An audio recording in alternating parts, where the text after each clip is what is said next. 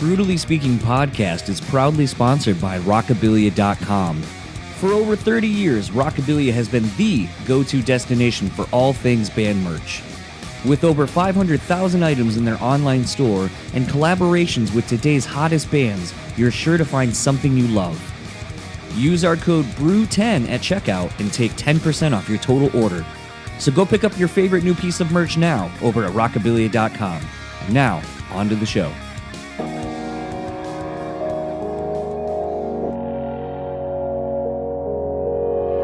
Say you have to have a lot of passion for what you're doing. This rings true because it's so hard that if you don't, any rational person would give up.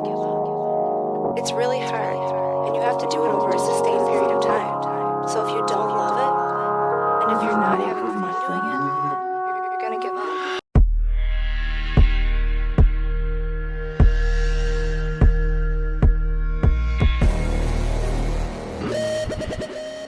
What's up, everybody? Welcome back to another episode of the BREWtally Speaking podcast.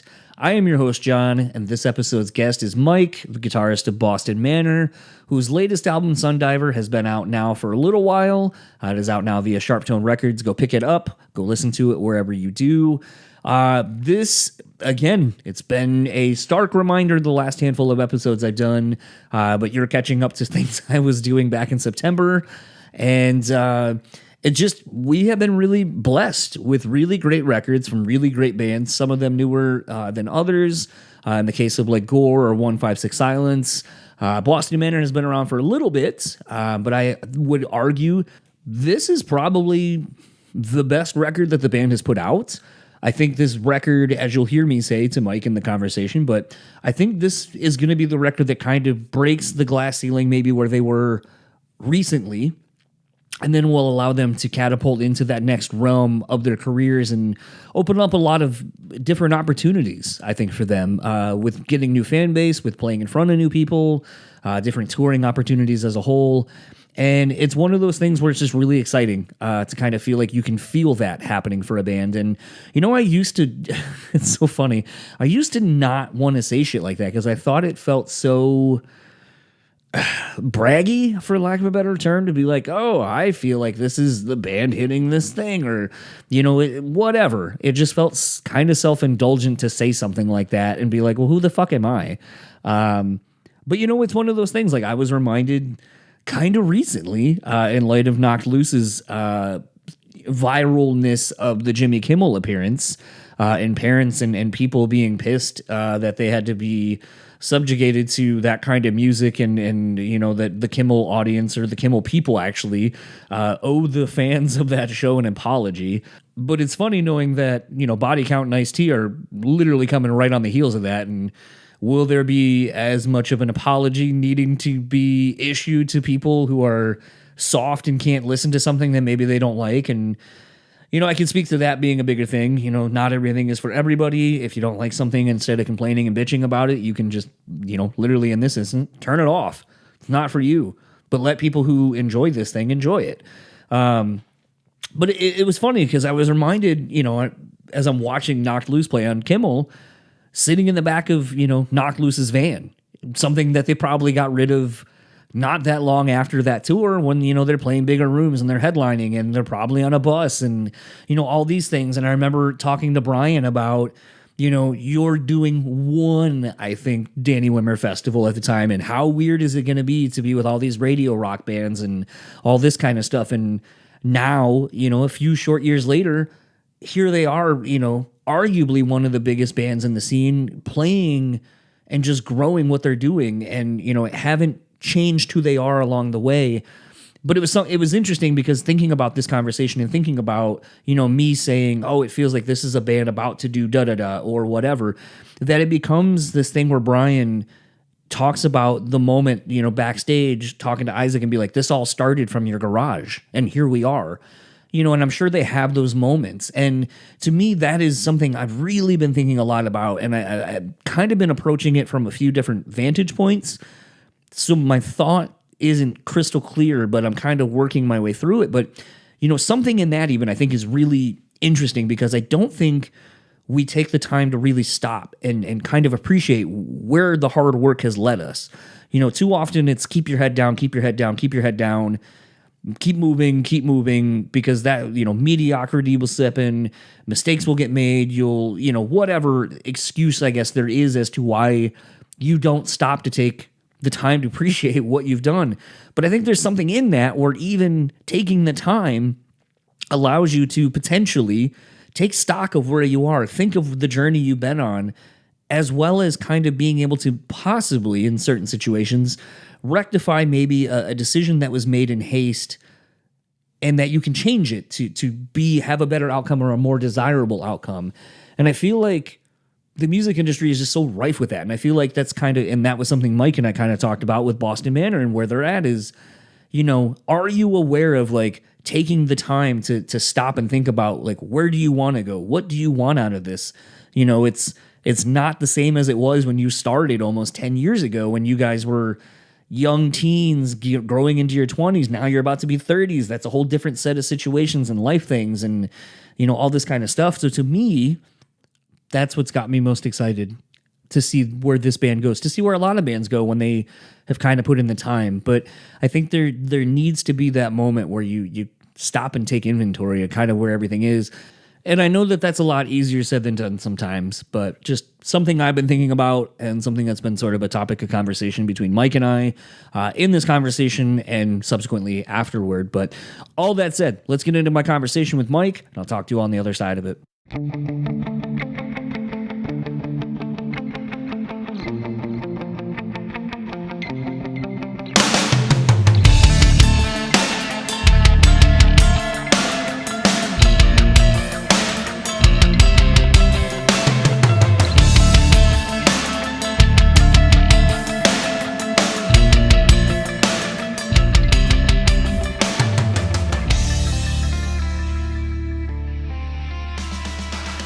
So it's kind of interesting. I don't think I've done one of these in a hot minute where the album's already out. Usually I talk to everybody and we're like a month, maybe a month and a half out.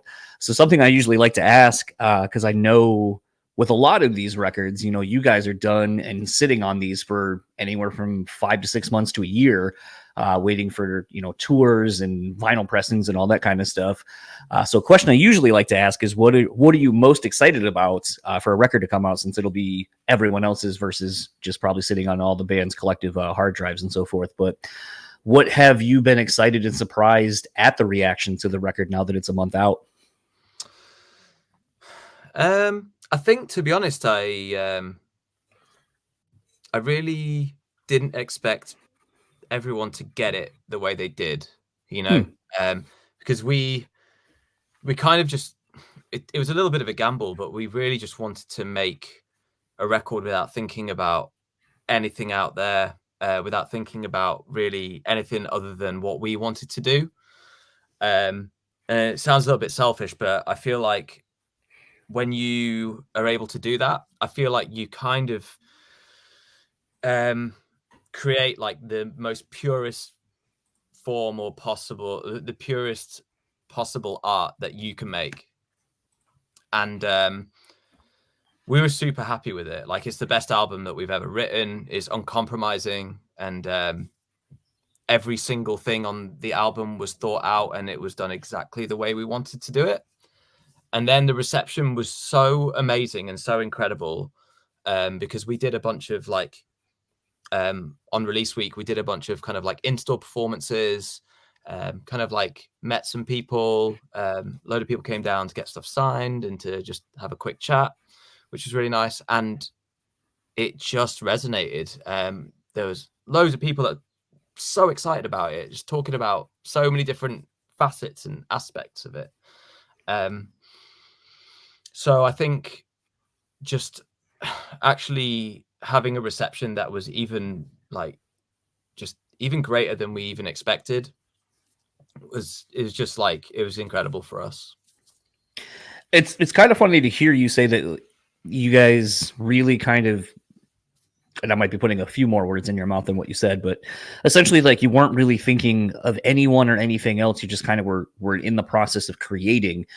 What was kind of interesting about it when getting this record, and I'll kind of backtrack just a little bit to the last album you guys put out, but it was kind of funny because with Datura, For me, it was really interesting because I haven't heard that word in probably a good 20 something years. And for me, the reference point to it was such a weird, like unlocked memory, like inside out, like core memory unlocked kind of a thing where there was an old video game for the Sega CD, like back in the early 90s, called Corpse Killer. It's like a zombie shooting game, but it was all done like a campy horror movie, like live action to a degree. And one of the things is in the game, you're like an unnamed special forces person trying to rescue your team. And essentially to unturn them from zombies back into your people, you have to soak bullets with Datura poison or, you know, whatever. I haven't heard that word, like I said, in 20 something years. So I remember when the last record came out, I was like, holy shit, are these guys like writing a record sort of inspired by this wacky, like game that no one ever remembers? Like, cause things like that do happen.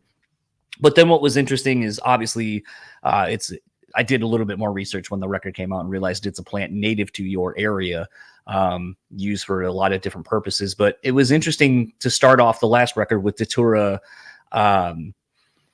was it Dusk? And then now we have Dawn on this one. So it was kind of interesting to sort of have that familial thing of, I know this because it existed on the last record. And then now we're starting off from this different perspective. I kind of wanted to know because I obviously that felt very intentional. So how far into the writing process of this record did you know that that was going to be kind of a callback to the last album, or was it even a track that just wasn't finished for the last record? By the way, I just want to say that's really cool about the Datura thing, because I'd never even heard of it before. Oh, wow. Okay. Before we were writing the record, it was a concept that Henry came up with. Apparently, as well, the flower mainly blooms and blossoms at nighttime as well, which is another kind of like a link to what that album means.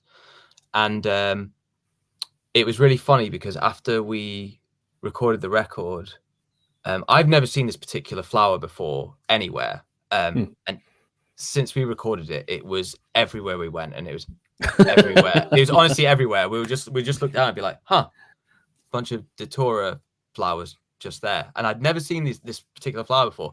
I don't know if it's one of those things where you don't see it until you, do you know what I mean? Like, it's one of those things where it's as like soon you as realize it, and then and then you see it everywhere. You see it everywhere. Your mind starts making that connection. But I thought that was pretty cool, and I like your connection as well with video games, because actually a lot of inspiration for me personally, and kind of like the way that I found that I really liked music was through video games, like early video games and soundtracks, particularly the Final Fantasy VII soundtrack. I like that one a lot. But yeah, no, that's really cool. The way that the album came about was that we really wanted to do a double album. We've always played with the idea of writing a concept record. We're a big fan of records as well, and there's a few concept records that we absolutely love. There's a few by Pink Floyd, and then we wanted the record. We didn't want the concept to be too strong, so we wanted, like, it was a bit tricky, but we wanted to link the records in a really cool artistic way. But we also want the records to be listened to, like, if you want to just pick one up, you don't have to listen to the other one, you know, more like standalone as well. I think that's important. I think that's important with, you know, when you see movies, kind of sequential movies, like a series of films. I love it when they do tell a story all the way through, but you can just jump in at any film and enjoy it as a standalone piece of art. So that's what we tried to do with the record as well. And there's that was one of the means that we wanted to tie the record together, was having the same track, but presenting it differently both times. And the first time was the nighttime version, which is Dusk. Uses a lot more like electronic elements and aspects to it. It's a lot more somber and a lot more sad. And obviously Dawn, there's still a little bit of electronic stuff in there, but we wanted to use as many natural instruments as possible on that kind of to reflect. We tried to find all of these different ways to kind of like reflect the light and to reflect daytime and new beginnings. So that's kind of the way we did that. And then there was one thing that kind of happened by accident. I wish that it was because of some sort of musical genius, but Datura Dusk was written in D minor, which is apparently scientifically one of the saddest keys in music. And Datura, was that Datura Dusk? Yes. And then Datura Dawn was written in C major, which is scientifically the happiest key of music. And it was a complete accident, but I love how that came out. So. It's interesting to hear that, because to me, and it's funny you already brought this up, like sometimes I'm not sure if like the things that I experience, like if I like you were saying, like where it's like I've never seen the plant, and I literally have never seen the plant in real life, because like I said, it's more indigenous over in like England, English areas. I don't think it exists here in the States, but it's a thing where, you know, you were saying like now I'm seeing it everywhere. Is it a subconscious thing? Has it always been there and I've just never been aware? Like, did I unlock the ability to notice this thing? And I think it gets interesting when you kind of do that, because sometimes being in my own head, it's like, is this happening because I unlock something and now I'm able to kind of fully understand what's around me? Or is it because I'm more present about what I'm taking in around me? And how does it inspire me moving forward? And something you had said in part of the plant growing more so at night than in the daytime almost makes me think it's interesting, because I wonder if that could be a parallel between us as people, where we tend to grow more in darkness, where we're kind of hidden, maybe when people aren't seeing us, and then we reemerge sort of like a chrysalis of sorts, where it's like now you're reemerging and you're strongest, you're most potent, you've, you know, accumulated these things to make you your best. And so it's kind of interesting thinking about that. And I would almost pose, do you think that, how much have you grown, do you think, over this record, in the hibernating, in the darkness of making this record? How much do you think you all have grown, or you personally? I really love that concept, by the way, that you were just talking about. I do believe in that quite a bit as well. I do think, for me personally, I'm the most creative at nighttime. But yeah, I do think at nighttime, especially when you're sleeping, is a time when you are either growing, you're dreaming, and your brain is sorting things into little boxes and filing things away, or using it to make your next day a little bit better or a little bit easier. But really, over the past, I'd say, year or two, through writing and recording this album, I personally was in a really dark place. And I think this really, writing this album was, I know so many artists say, and it's so cheesy and so corny to say, it's extremely cathartic, but it really was. And I felt like I finally overcame my imposter syndrome about being a professional musician and a songwriter. And I do remember, I guess, like the precise moment, and it was so enlightening, and it was so freeing. And I felt like it was almost becoming, I guess, like more familiar with my abilities, my capabilities, and who I was and who I am as a musician, and how I play the guitar, and how special it is and how unique it is to me personally, the way I play guitar. And it's the same for any other musician out there, or a painter. No one can do it the way that you can do it, which I think is such a beautiful thing. And that means that no two things are going to end up the same. So yeah, there was definitely a lot of growing. Two of the members in Boston Manor, Jordan Henry, became fathers. So over this time period as well, we were kind of all in the middle of like finding relationships, moving out, going through the process of buying a house and trying to get a mortgage, which is an absolute fucking nightmare, to be completely honest, in our position. It's so stupid. Yeah. So it's ridiculous. But yeah, I feel like we are not the same people that went into this process, to be honest with you? It's kind of funny because, like, and I'm going to say this, and sometimes I don't know if my words come across as like a backhanded compliment, even though I'm just trying to like kind of navigate my thought as it's happening. But it's kind of interesting because, like, listening to your band from essentially the beginning, kind of going backwards at times and listening to where you guys started to where you are now, there's an obvious growth in songwriting. And I think it's an obvious reflection of getting older, being more confident in who you are. But it's interesting because, as you were kind of saying, like, you feel like you went through something, this cathartic process of like figuring out and finding yourself, and maybe your internal voice, which you're able to manipulate through, you know, playing a guitar or whatever. But it's interesting because, like, when listening to this record, I would say some people would probably be like, oh, it maybe doesn't sound like old Boston Manor.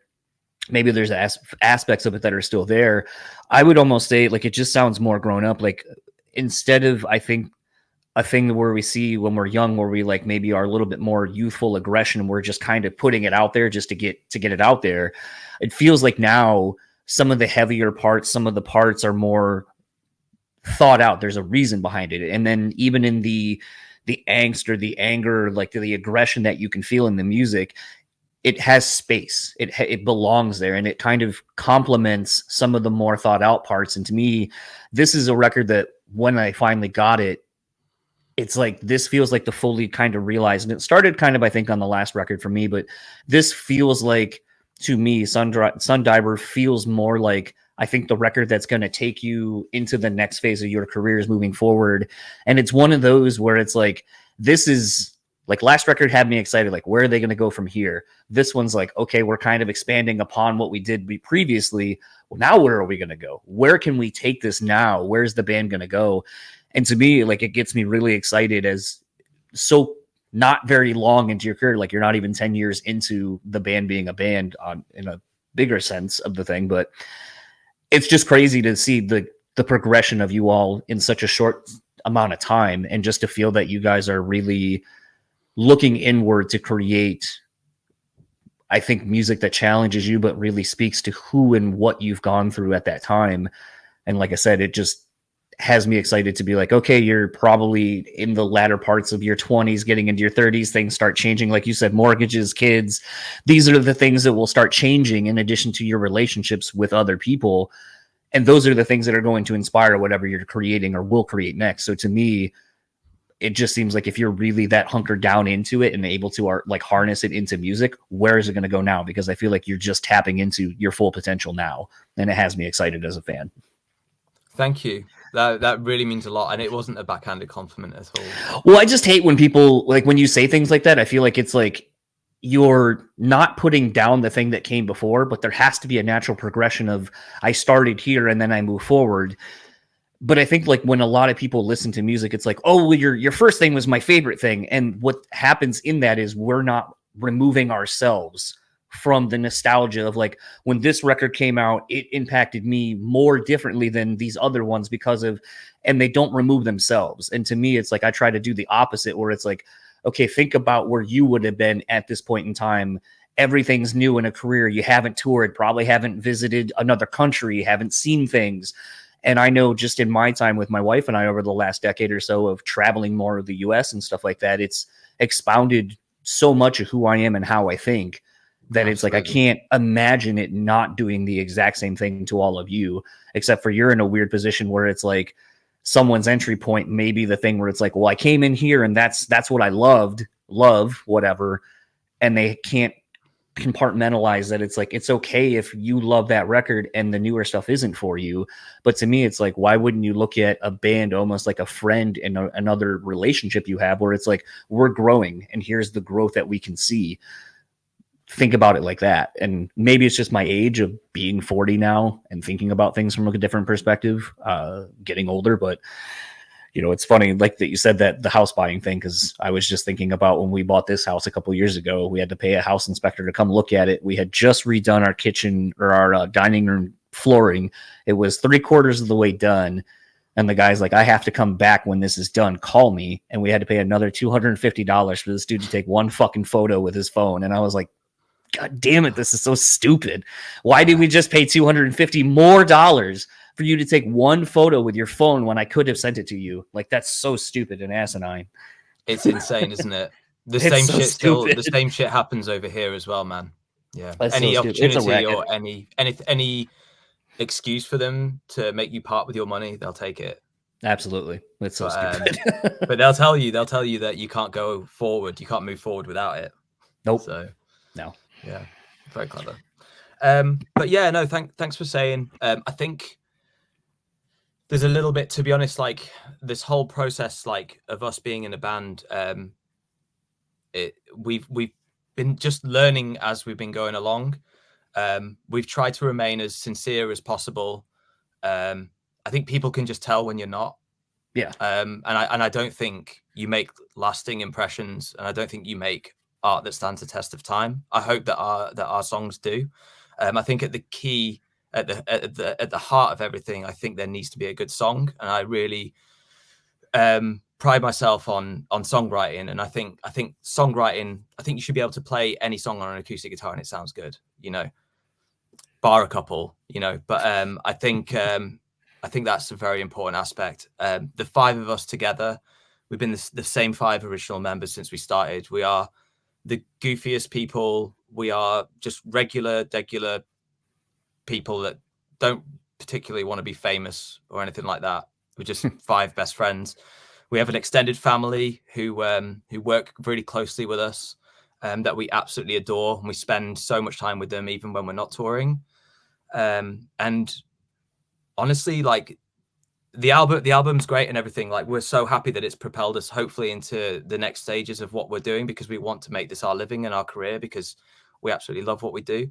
But right now, like you said, being able to travel and soak up all of these new experiences and all of these new cultures and see the world for what it really is, rather than through a fucking television screen, and to do that, and meet people as well. Like we really slummed it when we toured for like quite a lot of our career. We slept on people's floors a lot. We'd all cram into one motel room and set up some air mattresses and shit. But meeting, especially in America as well, because I really fucking love America. Getting to meet all of those people, all of those different people that generously put us up in their house or made our lives a little bit easier, just really friendly people, friends that we made out over there. I really am so grateful for those experiences, and that's better to me than what we're doing musically, to be honest with you. The music is a vehicle to be able to do all of that for us as well. As much as we love making the art and making the music, we found that this band has really enriched our lives in so many ways. So I think that's kind of where we've always been with what we're doing, is just trying to stay authentic and sincere. So this might be a really weird question. Actually, I'll ask one about the record and sort of nuances to it that I kind of was wondering, and then I'll ask kind of a more serious question. So kind of on the topic of the record, what's interesting, and I feel like it's really been honed over the last like 3 records. But there's a sense of like, and I'm sure you've heard this quite a bit, like this, it feels nostalgic in a way that I don't know if it's intentional. I don't know if it's just literally sounds feel a certain way that evoke memories of other things that we recognize, but it feels nostalgic while feeling new. And I don't find that very often with a lot of bands. Like when I hit that nostalgia sense where it's like, oh, it feels like this, a lot of times I just go, oh, I'm just going to go listen to this. It doesn't make me want to continue to listen to the thing that is making me think of something else. In this, though, it feels sort of like the turning point of like, I'll kind of say like mid 90s into the late 90s, where it's like you started seeing, and I'm so terrible with like the subgenres that people throw onto things. So I'm just going to say bands versus a subgenre, but it's like when Deftones came out with like Around the Fur, versus Adrenaline. When you look at a band like Quicksand, when they put out The Slip, like bands that were kind of known for being, again, kind of like the aggression that they had, and then they found a way to kind of incorporate newer elements into what they were doing. So when listening to you guys, it feels like something like when I was, 10, 11, 12, like kind of finding bands and getting into these bands. And so, like I was saying, it felt nostalgic to hear it, but it's like you guys put a spin on it where it's like, but this feels modern. This feels like something I haven't heard. Are you aware of that when you're writing? Like, are you guys aware that it feels like these things, like some of these influences? And is it kind of refreshing maybe to kind of, did you have to get out of your own way to kind of do that? Because I feel like when I write a riff, sometimes I'll be writing something, I'm like, oh, that's really cool. And I'll keep working on it. And then maybe a day or two later, like we were saying earlier, as we start off, then you'll hear a song that has like that same riff. And you're like, oh, well, shit, I'm not writing this riff anymore because it sounds like that. Someone else is going to notice that. So to me, I wonder, like, is it hard for you guys to kind of be in that same sense where you're like, oh, this kind of feels like these things, let's abandon it? Or is it easier for you to be like, this just feels good, let's go? Once again, massive compliment. And you totally got it. This is one thing that I've been thinking about for a long time. And it was kind of like some of the mental tools that I used when we were writing the record was that I wanted to, it started during the pandemic when every single evening, almost without fail, with nothing else to do, I'd just crawl into my bed and I listened to all of my favorite bands and artists from the late 90s and early 2000s, which is the shit that I grew up with. And I've said this before, but like, I think when you listen to music at that age, I think it leaves a lasting impression. And I think it dictates and informs your taste moving forward. And I really wanted to get back to that essence of like what made me so excited about music. So I was listening to bands like the Cardigans. I was listening to the first 3 Limp Bizkit records, the first 3 Deftones records.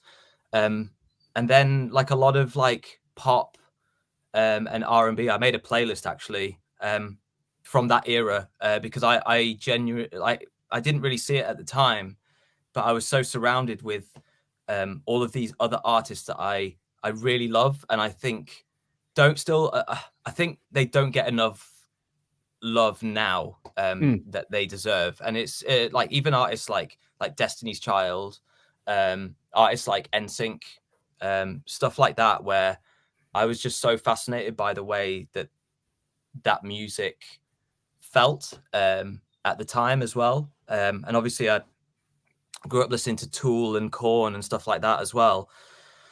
But the thing is, ultimately, I didn't want to sound like any of those bands. I love those bands so much, and I love those artists so much.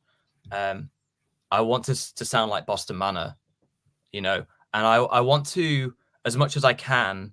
And I know it sounds a little bit like, I don't know, it's not up to me, but we're in a position where we can make the music that we want to make and also inform other people's opinions and decisions about what kind of music that they go on to listen to. And we almost wanted to kind of like, we just wanted to be our favorite band, basically. We wanted to be the band that inspired us, and we want to be able to do that for other people as well, which is why we still use real amps and we want to play loud and we want our music to be exciting. And I think the way that we mixed things up was in such a particular way that it does sound nostalgic, but also I think it does push the needle forward a little bit for our band and maybe for rock music as well. Who knows?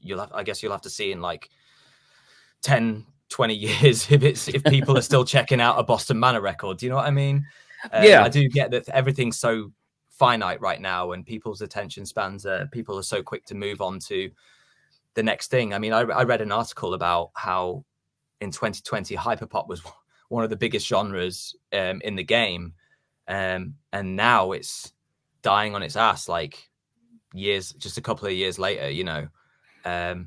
So I know things are extremely finite, and people are quickly onto the next thing, because that's just the way things are now. But I really hope that these records that we're making become quite special to people, and maybe they'll even hear it and listen to it and say like, this is a record that is a real sign of the time of the 2020s, whatever. I don't know. I really have always wanted to make a record like that.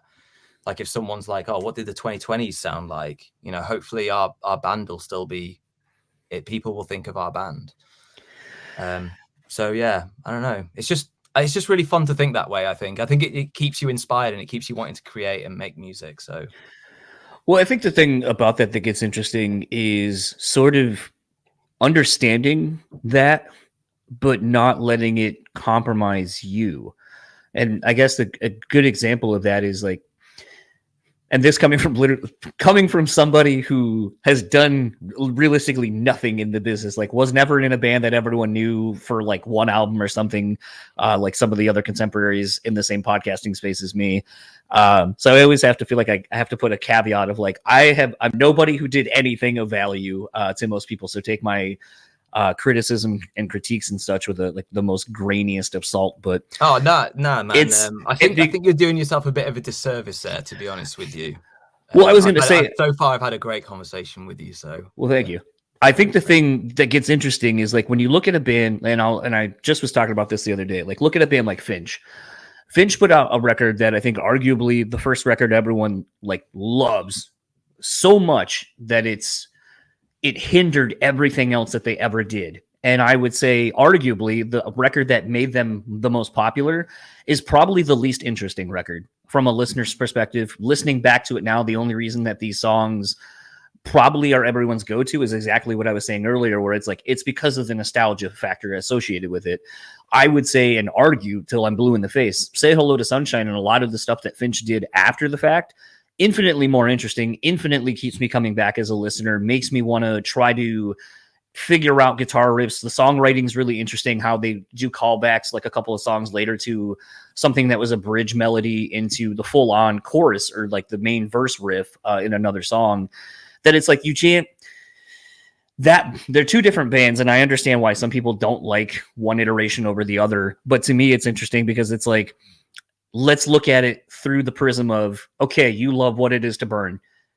Sorry, Glassjaw already existed at that point. Worship and Tribute already existed. You literally have Daryl on two songs that couldn't have been more Glassjaw inspired, and you have the dude on the fucking tracks with you. It just, there was a limited shelf life that band could have done moving forward. And I think what gets interesting is a lot of times when bands hit that pivotal record where it's like it divides the fans one way or the other, typically you'll see me on the side of the divisive album. And it's a thing where when I listen to you guys, it's like, I understand why people like the earlier stuff in the first records, but I would be like, if someone came to me and I were in your band and like, the first record's it, man, it gets no better than that. I'd be like, wow, thank you. Because you're supporting and you love something I did. But honestly, I'd be a little bummed because it's like, I would hope that I got better than this thing from almost 10 years ago. Let me show you that I have. And it's such a weird thing to think about that from a perspective as an artist, where it's like you put out these snapshots of your life every so often. And it's weird where people will just snap in, and it's like from that point forward, whatever their entry point is, if they do not grow with you moving forward, you exist as a person to them wherever that album is for them. And it's like, that's such a weird thing to think about, because it's like, at what other point in your normal life, your day-to-day life, are you ever someone from 10 years ago? And the only thing I've really come up with is either when you leave high school and you separate and everyone goes to different colleges or whatever. It's kind of one of the only examples I've come up with where it's like someone might run into you 10 years later and be like, oh man, you've changed. And you're like, no, you just haven't been around me for like you only knew me when I was like 14. I would hope now that I'm 40, I'm not the same person as I was when I was 13. And if I am, boy, I got to do a lot of inward looking and figure out how I can grow and change. That's absolutely true. Yeah, I do. I struggle to even think about how you can compare our records to each other because they're quite different, sonically and thematically. I don't understand I'm guilty of it myself. The ranking of records, I kind of think it's a fun thing to do. I love, the thing is as well is it's not always so clear cut. Like, I think my favorite Deftones record is Around the Fur. But I know that White Pony in my head is a better record.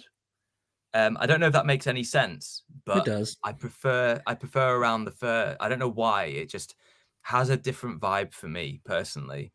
And yeah, I don't know, man. Yeah, I think it's also been kind of nice actually when people didn't like us as a pop punk band and then have come around to what we're doing now, which is an interesting way to way around to do it. So I guess it's almost a double-edged sword, to be honest with you. It's kind of cool, but I don't really give a shit either way. It's up to the listener whether they want to listen to us, whether they like us. If they don't understand what we're doing, then maybe, I don't know, maybe they'll come back to us eventually. I've done that with a few bands myself where I just didn't get it at the time. And then later on, I was like, I'll stick that album on again. And I'd be like, oh shit, this is fire. I love this. And it's just, sometimes it's the timing of it all. We can just make it. Like, we can't force people to fucking like it or listen to it. So sometimes people not liking it is kind of nice too, to be honest with you, because it means that we've poked and prodded someone to have a response, even if it was a negative one. I think that's like funny in doing this, because this is when one of the few instances of doing something where it's like I've opened myself up to critiques from complete strangers on the internet. And it's been funny because like there was one guy, two of my favorite negative comments, and they're the ones I fixated on versus like everyone being like, you're really good and this is good and all the positive things. I've latched on to two things, but I've used them to drive me in a positive manner. One was this dude, it was the first 1-star review I'd gotten for the podcast.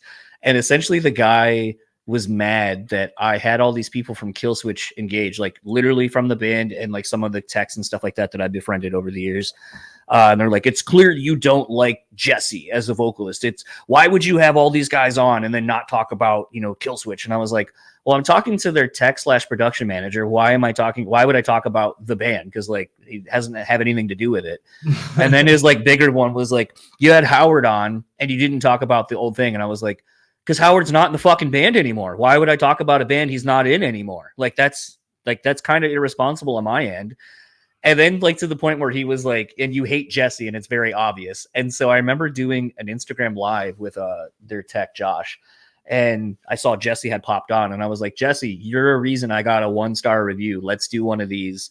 And I go, and to the point, the dude thinks I hate you so much. I know I love you as a musician and as an artist. I want to talk about everything you've done other than Killswitch. And so for like an hour and a half, we like went all the way pre-Killswitch, post-Killswitch, and then, back into the band.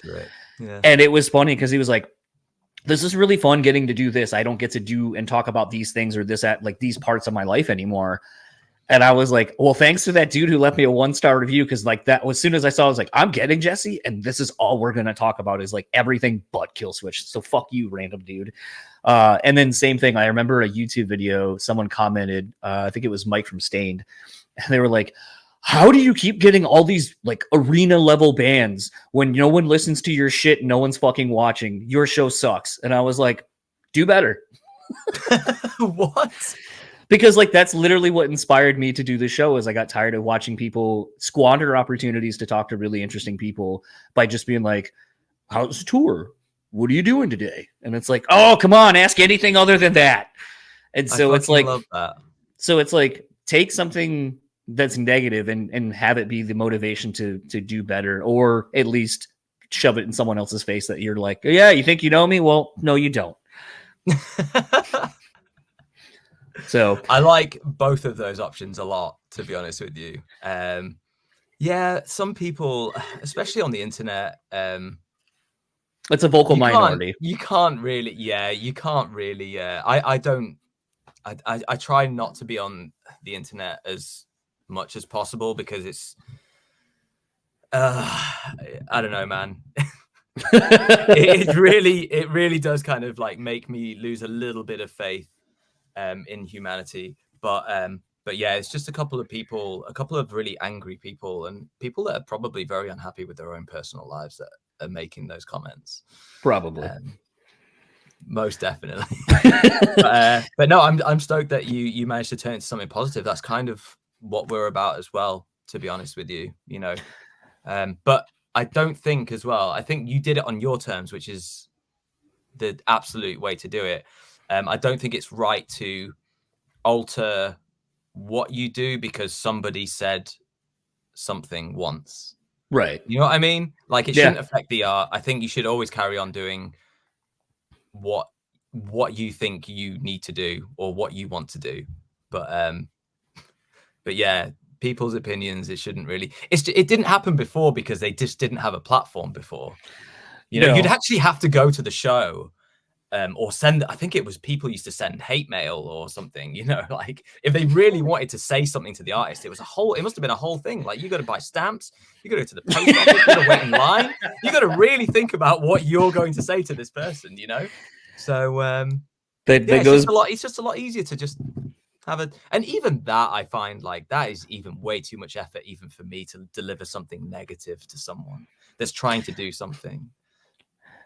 Yeah, I had realized a while ago, and I talked about it on the show. I think it was Doc Coyle had posted something. I commented on. Oh no, I don't remember what spurned it, but someone commented on something I had commented on, and they were being a dick. And then I was just like, my initial reaction was, I went to their profile. I started looking through. I was looking for ammunition to get back at this person, and then I thought for like 2 seconds, I was like, why the fuck am I doing this? This is not adding any value to my life. All it's gonna do is cause a stranger I don't know that I'm never going to probably meet. Like, it's stupid. Like, why am I engaging? And I just stopped. But it was weird that for like 5 minutes, I was like, ooh, I'm going to get you. And I was just like, why am I doing this? This is so dumb. And then it's just like the realization that it's like, why is that the like first thing we all do is look for a cheap, easy way to hurt somebody else that sort of maybe made us feel not great in return. What is crazy though is how you could get hundreds and hundreds of positive comments and you can really fixate on those one or two negative ones, which is, I don't know why our brains are wired to do that, to search for those moments. But I can't remember where I was going with this actually. Oh, that's what I was going to say. I think when you start getting those negative comments, somebody told me this, that it means that you're reaching people that you're probably not supposed to reach as well, because it's kind of a little bit out of their realm for them to see something like that and go, this displeases me. Either that or you're stepping on some gatekeepers' feet a little bit, on some gatekeepers' toes. And I think that kind of shit is like, I think it means that you're doing a good job, to be honest. I mean, famous, and you're growing. I was going to say, famously, I was listening to Ice-T's podcast many years ago, and he has these thing like what he calls daily game, where he would just be like, hey, I blah, blah, blah, whatever. I remember in this one episode, after someone commented some shit on an episode I had done, and I was like really upset because I was like, I felt really proud of what I did. And then someone shitting all over it, and that sucks. And then I was listening to Ice-T, and he's like, just remember, daily game, people don't hate on people below them. And so I tweeted that. I was like, I was listening to this episode, Ice. I needed to hear that today. Like, kind of talking about like how things randomly will fall into place when they're supposed to. I didn't pick that episode for that. It had nothing to do with my mood or anything. I just was listening to it. And then that popped up and I was like, oh, I fucking needed that. And so I was like, it hit me. So I'm sharing it because this is like a 3-year-old episode I'm listening to at this point. And then so Ice quote tweeted my tweet. It was just like, that's right. Don't forget, haters don't hate on people below them. No one's going to talk shit about people that they don't think are on the level of them. And I was just like, yeah, Ice-T, thanks for that. That's not, it's nice, isn't it? It's so weird that it's exactly what you needed to hear at that moment as well. But I think like it's such a universal truth that it's like, you're not going to talk shit on something that you deem to be below you. Yeah. But the irony is that talking shit should be below most of us, but we still choose to do it. For real. I try to do it less and less now because most of the time, especially if you're talking shit on someone you know or whatever, then you're basically talking shit on your own life. Someone, I read that somewhere and it made me really think, and I was like, yeah, I'm shitting on my own life, you know? So yeah, and I don't know, you just don't feel good after saying so many negative things. Sometimes it's good to get shit out of your system and hear yourself say stuff, you know, like soundboarding and stuff. But like, yeah, other than that, it doesn't really serve a purpose. But yeah. Well, again, I would almost internalize, and it is something I have done in recent years, where it's like there are some people uh, that have that I've cut out. Like, and again, this is more therapy shit, but it's like setting boundaries and the power of no. And it was kind of wild that, like, I remember a friend was just like testing that boundary. Like, I had set a boundary, and then it was just like, I don't feel you're adding value to my life. There's no return of investment. It's fine that we were friends back in high school and all this stuff, but it's like, as people, we have just grown to be so different. And I remember just having to have that conversation with that person. It was just like, look, like, the time we had is fine, but it was a time, and we don't live near each other. We don't live with each other anymore. We barely communicate as it is, even with all the devices and the capabilities to do such. I think that speaks volumes. And it's like, I know it sounds rude and mean to be like, look, I think we've just outgrown each other, and that's fine. Like, I understand that we can have that part of purpose in someone's life. But sometimes I think the harder thing is understanding when you're holding on to something and it's kind of dragging you down versus like lifting you up. And when you kind of are able to step back and look at the relationships and what value they are or are not adding to your life, it's kind of hard sometimes to be like, man, we were really good friends. We're just not. We're in separate parts of our lives. We lead different lives, and that's okay. And it's not a bad thing. And I think that's a hard thing for a lot of people to grasp, because I feel like, I don't know if some people make it look at a reflection like to themselves, where it's like, I don't know if like I'm the bad person in this, or why am I not something to somebody anymore or whatever. But I almost feel like at times, like, it's almost freeing when I realize like, oh, I don't have to hold on to this thing. I don't have to keep trying to make it work for no reason. And it's sad and on one facet to be like, oh, I'm giving up on this thing, but it's like, it had its time, it ran its course, and it's totally like, there's something kind of beautiful in that. And and I don't know if it's like the idea that I've been struggling with of like,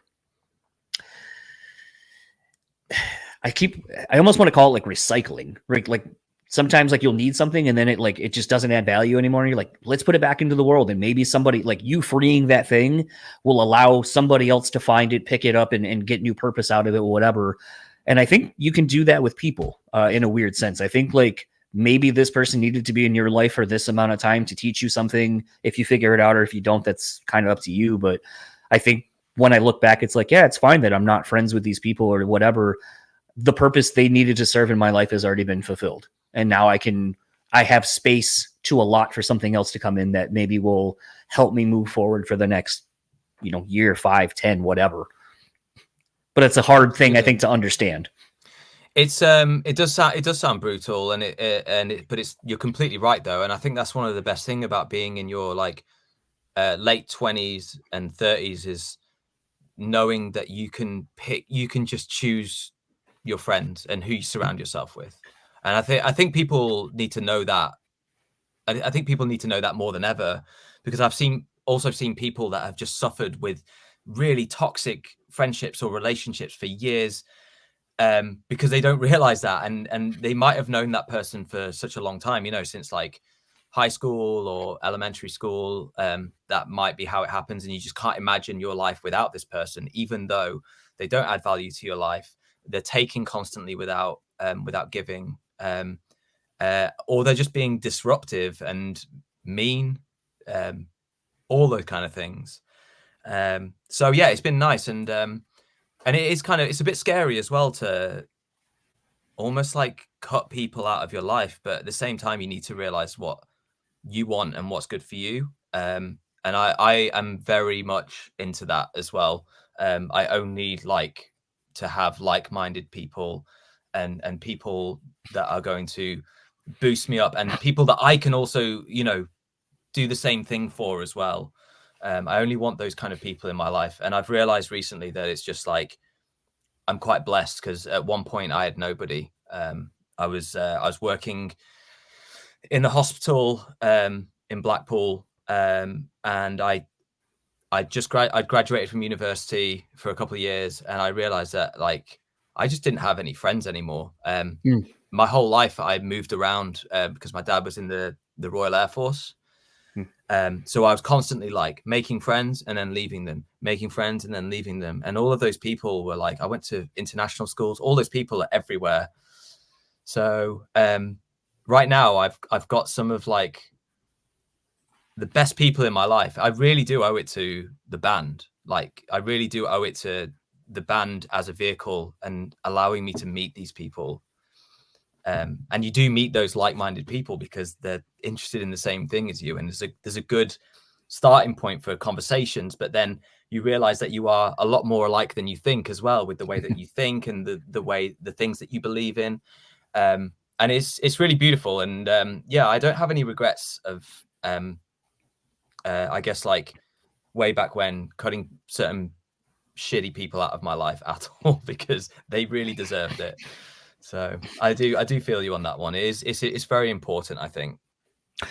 So I know you got to get ready to go in the next like couple minutes. So I got kind of a weighty last question for you before I'll have you plug like socials and all that.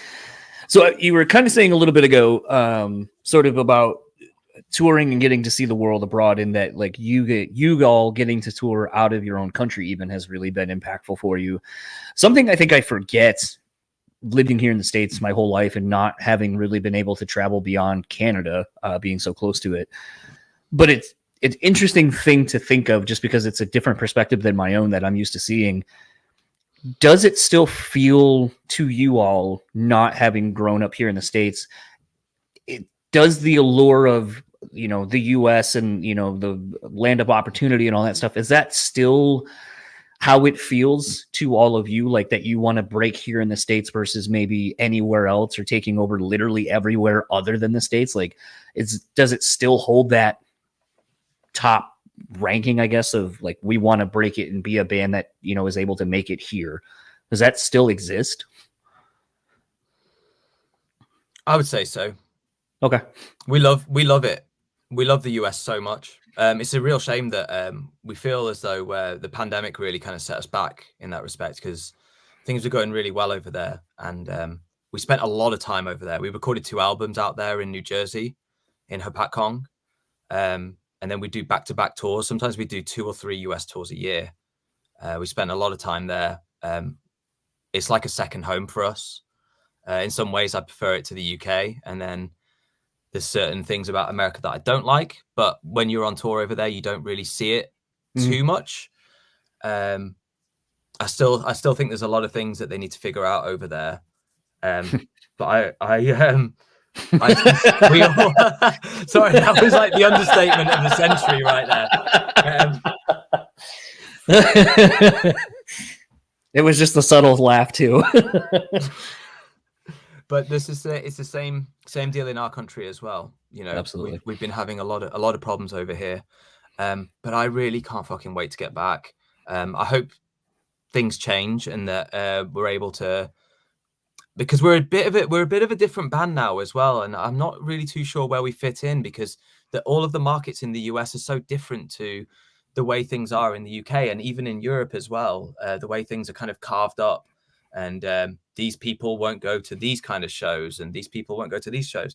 So it really is just kind of figuring out like who our audience is over there. I know we'll still have hopefully like a lot of our old fans, but like, it's just figuring out where we fit in the big picture of things over there. But yeah, we're all dying to get back, to be honest with you. I miss it. I love the US.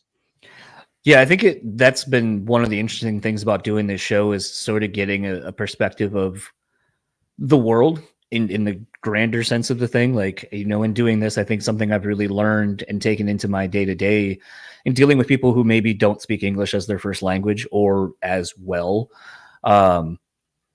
You know, I think a bigger takeaway for me was when I would talk to people who were foreign from the States, they would, if they didn't know what they were going to say, instead of doing what I think we typically do, which is just keep talking because we're afraid of looking stupid or inferior or whatever, most everyone else would stop, think, gather their thoughts, and then communicate in an effective way where it's like you're not just word vomiting to try to hurry up and find your thought.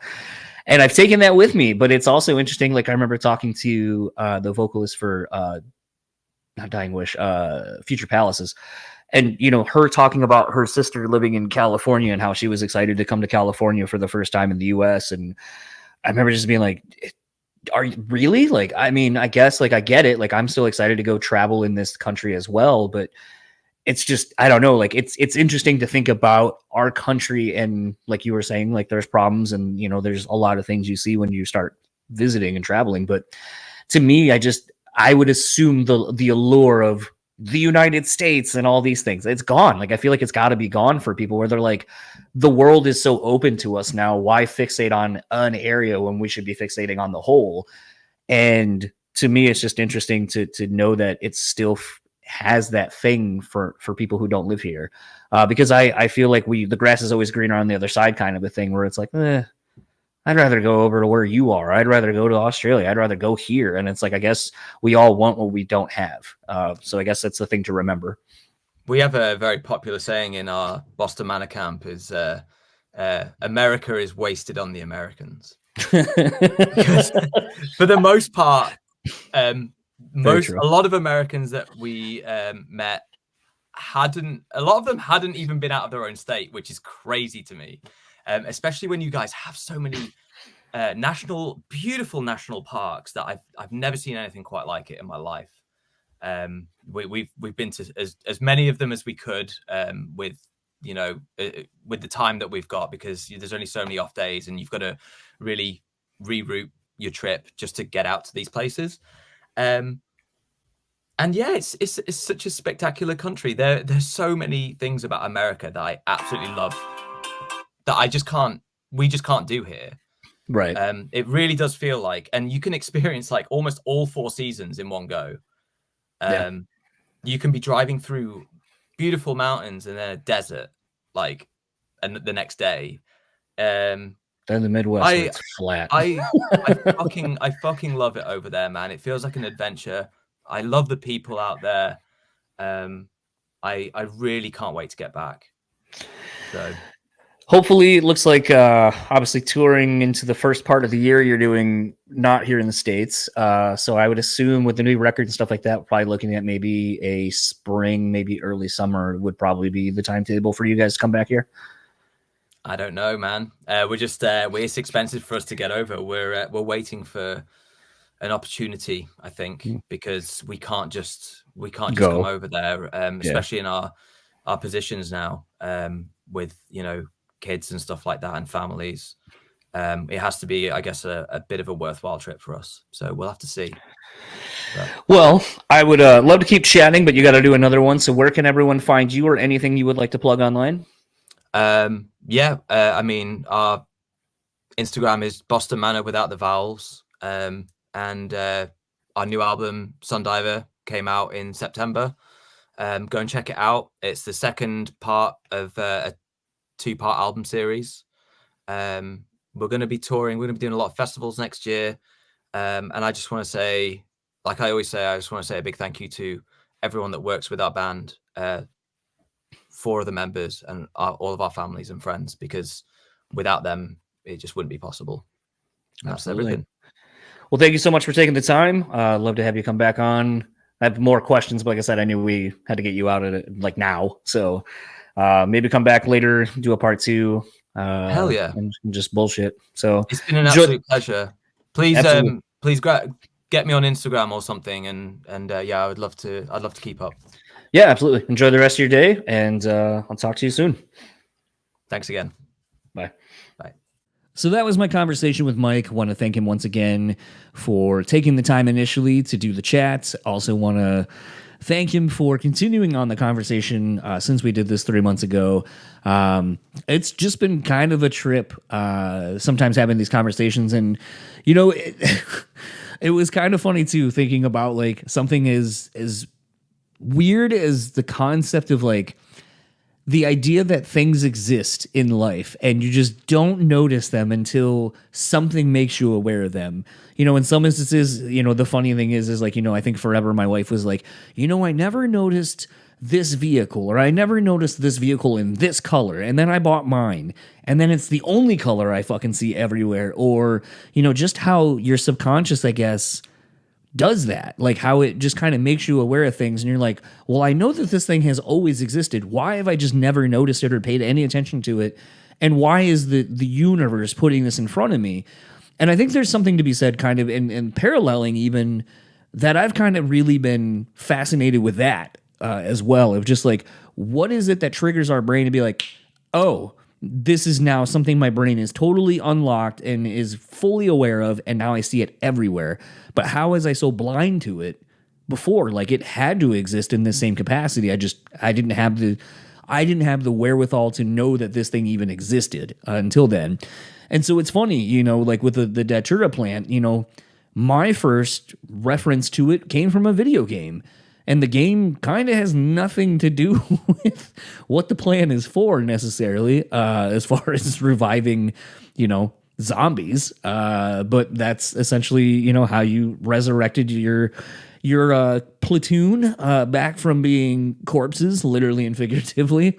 But to see it manifest, you know, 20-something years later, I haven't thought of that video game. Actually, it's been more than that. It's probably at least got to be 30-something since I played that game.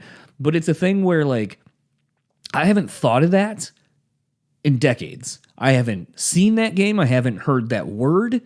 And what's even weirder is thinking back to when literally Datura came out back like 2 years ago. I don't even think it registered with me then. Like, it wasn't literally until, you know, opening Sundiver and track 1 where, like, all these memories came back to me. And I've had a few experiences this year in the last couple of months, especially around the time of this being recorded, where I've just like kind of unlocked weird memories that I don't know if I've suppressed or I've made more room for these things over the last few years. I'm not entirely sure, but it is just kind of fascinating how our minds work and how things can be brought back from the recesses of our minds from decades ago to how your mind can never notice something and then something triggers it and then it's all you see. And, you know, I would love to kind of venture into more of that and kind of find out. I'm sure there's some sort of a philosophy or a, you know, probably even maybe like a shared experience type idea or something, ideology out there.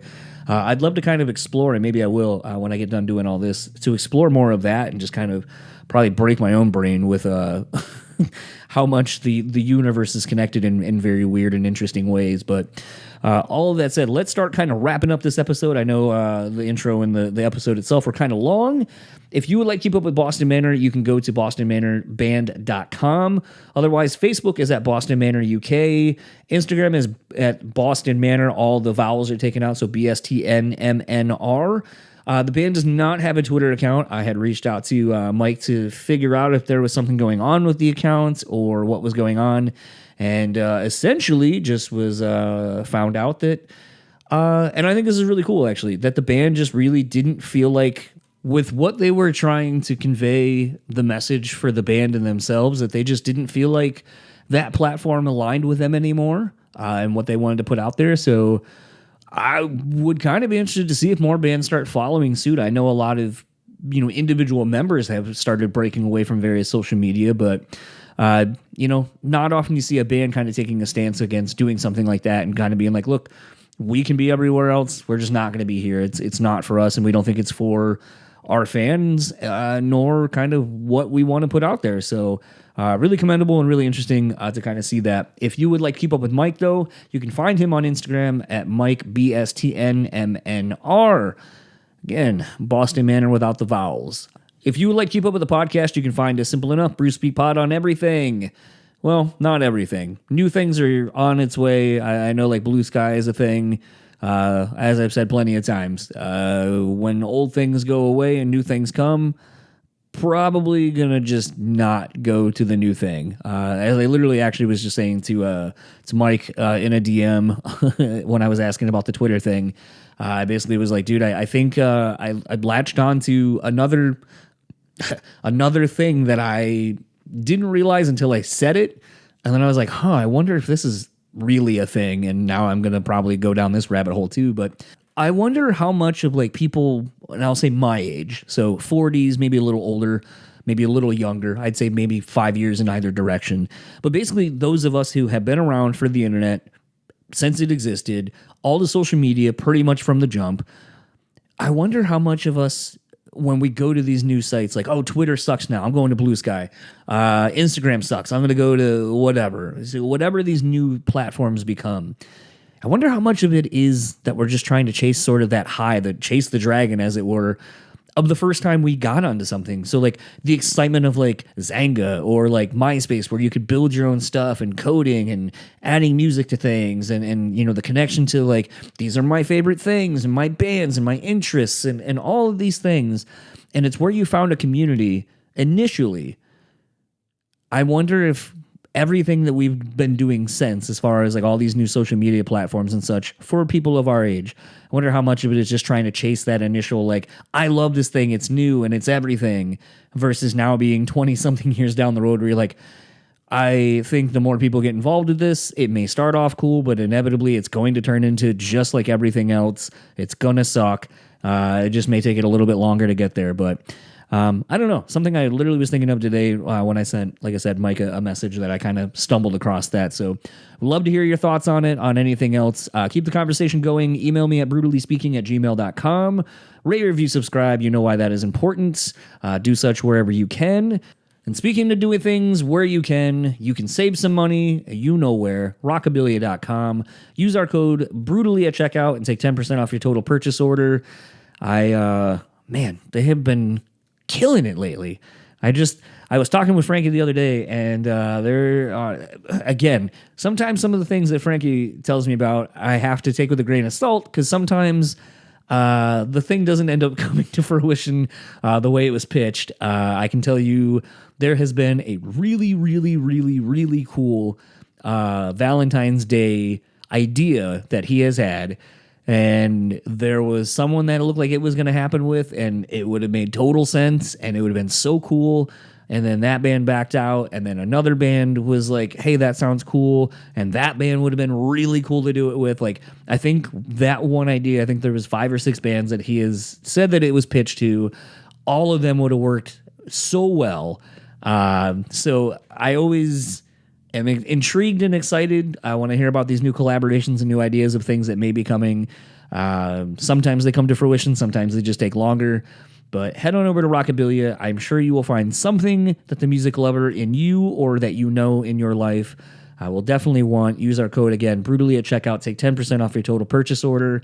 Save some money around the holidays and support Rockabilia for supporting us and for the Brewtally Speaking podcast. I am John, and I'll see you all next week, where our guest is Vicky and Robbie of Sixth Sense. That was an interesting conversation. Looking forward to getting that one out to you. I'll see you next week. Enjoy the rest of yours.